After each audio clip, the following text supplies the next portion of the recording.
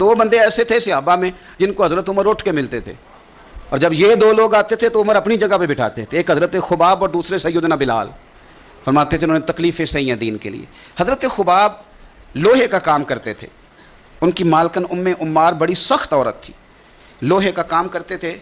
حضور صلی اللہ علیہ وسلم کا کلمہ پڑھ گئے۔ ایک دن مالکن کو پتہ چل گیا کہ یہ تو دین اسلام میں چلا گیا، تو وہ آئی بڑے غصے میں باولی ہو کر، اور آپ نے لوہے کی سلاخ آگ میں رکھی ہوئی تھی تو اس نے جلدی سے وہ سلاخ اٹھائی اور جناب خباب کے سر پہ رکھ دی۔ جلتی ہوئی سلاخ وہ آگ کا انگارہ بن جاتی، جل گیا سر مبارک۔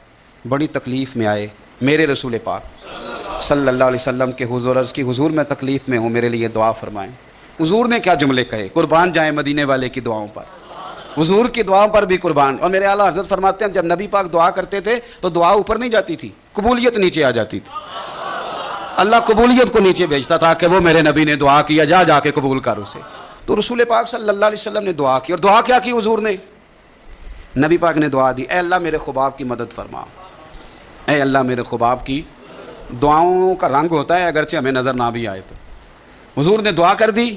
اب حضرت خباب کہتے ہیں کہ اس دعا کا رنگ میں سوچتا تھا، لیکن نا مکے کے حالات ہیں اور زیادہ کثرت سے تعداد کافروں کی ہے اور طاقت میں بھی کافر ہیں، اسلام پہ بظاہر غربت ہے، اب اس دعا کا رنگ کیسے نظر آئے؟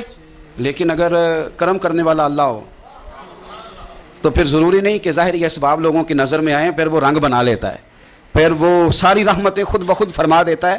حضرت خباب کہتے ہیں وہی میری مالکن عمار بیمار ہو گئی، اتنی بیمار ہوئی اس کے سر میں کوئی درد اٹھا، اتنی تکلیف کہ ہر طبیب ہر حکیم ہر جگہ گئی، جب کوئی نتیجہ نہ نکلا تو ایک طبیب نے اسے بتایا کہ سلاخ گرم کر کے نا تو سر پہ لگوایا کر، تجھے آرام آئے گا۔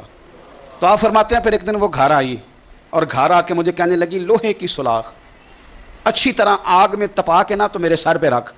کہتے ہیں لوہا تپ رہا تھا، میں پکڑ رہا تھا، سر پہ رکھ رہا تھا، گویا میری توجہ حضور کی اس دعا کی طرف چلی گئی جو سرکار نے فرمائی کہ یہ انداز ہے قبولیت کا، یہ انداز ہے کہ کوئی جنگ نہیں کرنی پڑی، بس حضور نے دعا کر دی اللہ اس کی مدد فرما۔ تو کچھ فیصلے اللہ پہ بھی چھوڑ دینے چاہیے، بڑی جلدی رب کریم وہ فیصلے فرما دیتا ہے۔